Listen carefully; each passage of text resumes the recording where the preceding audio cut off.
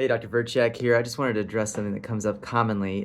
Patients will reach out to me all the time and they'll say, well, look, I've met with 3 different surgeons and I've had 3 different things told me about what I should do.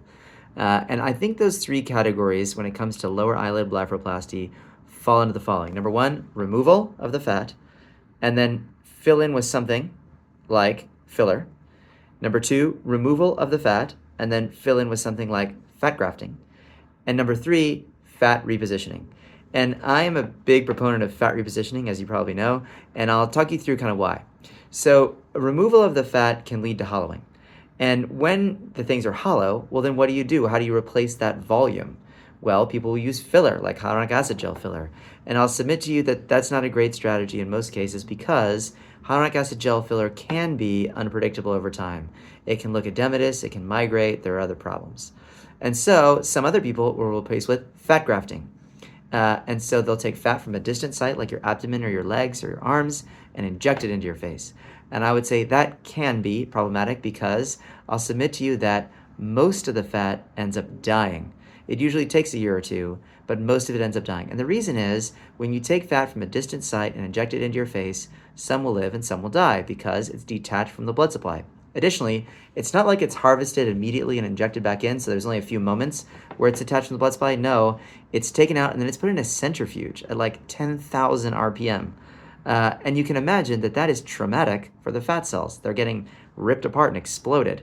How likely is it that if you've harvested fat through liposuction, spin it in a centrifuge, and then inject it back into your face that it's going to live? I would submit to you that it's unlikely.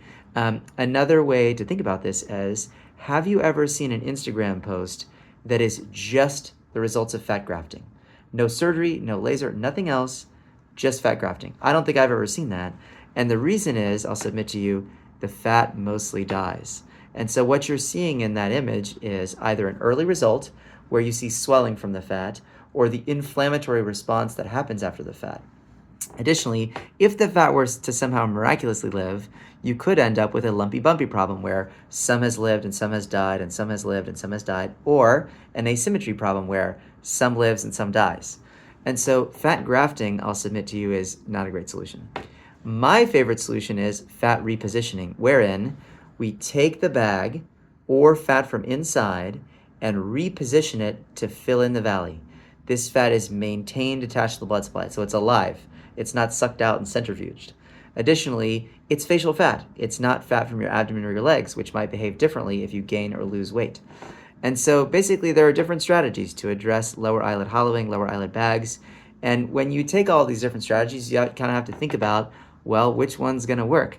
And in my opinion, having tried all 3, I think that fat repositioning is the most successful, both for short and long-term results. And to me, it just makes more sense. And so I hope that helps. Please let me know with questions.